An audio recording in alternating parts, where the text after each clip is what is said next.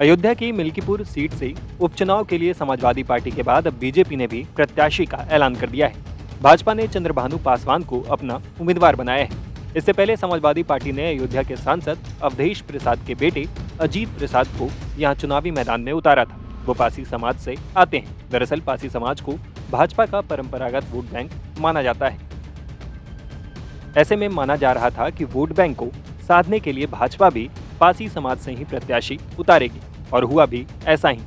BJP ने चंद्रभानु पासवान के नाम का ऐलान कर सभी कयासों पर विराम लगा दिया। मिल्कीपुर में राष्ट्रवाद बनाम पीडीए के बीच होने वाला मुकाबला हिंदुत्व के एजेंडे पर यूपी की राजनीति की दिशा तय करेगा। ऐसे में बीजेपी ने जिन चंद्रभानु पासवान को इसके लिए चुना है, उनके बारे में जानते हैं। बता दें कि चंद्रभानु पासवान पासी समाज से आते हैं। चंद्रभान रुदौली से 2 बार जिला पंचायत सदस्य रहे हैं। अभी इनकी पत्नी जिला पंचायत सदस्य हैं। चंद्रभानु मुख्य तौर पर व्यवसायी परिवार से ताल्लुक रखते हैं। उनका रुदौली से लेकर सूरत तक साड़ी व्यापार का कारोबार भी है। वो पिछले कुछ समय से मिल्कीपुर विधानसभा में लगातार सक्रिय रहे हैं। माना जा रहा है कि मिल्कीपुर उपचुनाव में भाजपा और सपा के बीच सीधा मुकाबला होगा। बसपा ने उपचुनाव नहीं लड़ने का ऐलान किया है। कांग्रेस ने सपा को समर्थन करने का फैसला किया है। वहीं आजाद समाज पार्टी प्रत्याशी उतार सकती है, लेकिन एक्सपर्ट्स मानते हैं कि यहाँ मुख्य मुकाबला बीजेपी और सपा के बीच ही रहेगा।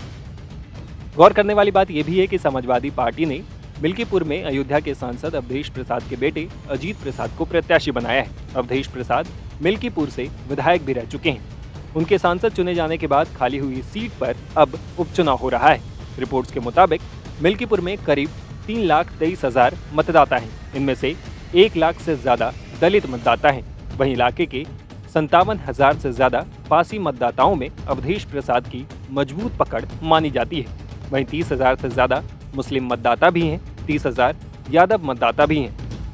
यादव दलित और मुस्लिम यानी पीडीए को साधने के लिए भी अजीत प्रसाद को सपा ने प्रत्याशी बनाया है। इससे पहले समाजवादी पार्टी की तरफ से प्रत्याशी बनाए जाने पर अजीत प्रसाद ने जीत का दावा किया था।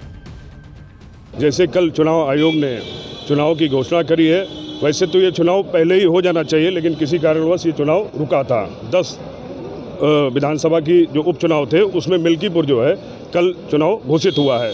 तो हम लोग सारे लोग तैयार हैं। समाजवादी पार्टी पूरी तरीके से तैयार है और मैं हृदय की गहराई से श्री राष्ट्रीय अध्यक्ष श्री अखिलेश यादव जी को बहुत बहुत धन्यवाद देता हूं, उनको बधाई देता हूं। समाजवादी पार्टी के सारे कार्यकर्ता लगे हुए हैं और हम लोग बहुत मजबूती से और बहुत बड़े अंतर से ये चुनाव जीतने जा रहे हैं।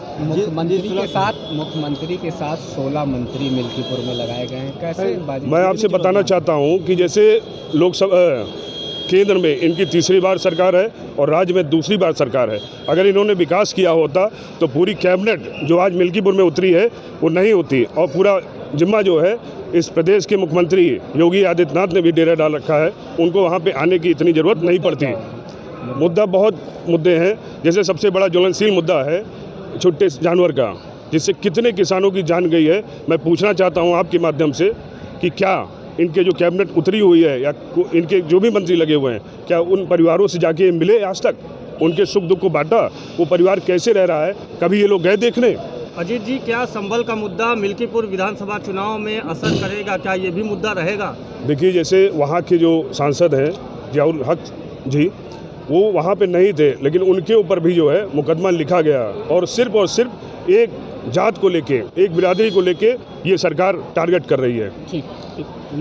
और ये मुद्दा जो है मिल्कीपुर में कहीं नहीं दिखेगा। यहाँ की मीडिया पे विश्वास नहीं है, अंतर्राष्ट्रीय मीडिया बुलाने की बात हो रही है।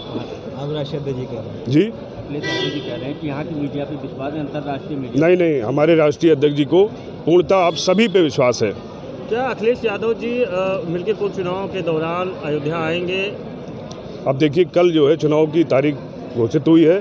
5 फरवरी को वोट पड़ेगा, 8 तारीख को गिना जाएगा और उससे पहले अखिलेश यादव जी का कार्यक्रम लगेगा। और क्या मंदिर भी जाएंगे अखिलेश जी?